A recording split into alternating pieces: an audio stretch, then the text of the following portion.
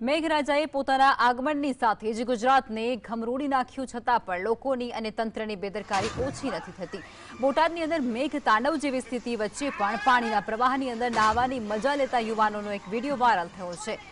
બારવણાની તાલુકાના ખાંભણા ગામના યુવાનો મકાનના ધાબા પરથી વહેતા પાણીની અંદર કૂદકા મારતા નજરે પડ્યા। સતત વહી રહેલા આ પાણીમાં આ પ્રકારની બેદરકારી કોઈ ગંભીર દુર્ઘટના પણ સર્જી શકે છે। ત્યારે તંત્રએ પણ આવા બેજવાબદાર લોકો સામે કાર્યવાહી કરે તેવી લોકમાંગ ઉઠવા પામી છે। અને બીજી તરફ જૂનાગઢના કેશોદની અંદર સિંચાઈ વિભાગની બેદરકારી સામે આવી। ઓઝત નદી પર આવેલા પુલની અંદર જાડી ઝાંખરા ફસાયા। ઓઝત નદીના પટની અંદર સિંચાઈ વિભાગની કહેવાતી કામગીરી બાદ પણ જાડી અને ઝાંખરા સાથે જ વૃક્ષોની ડાળીઓ આવતા તેમની કામગીરી સામે સવાલ ઉઠ્યા છે।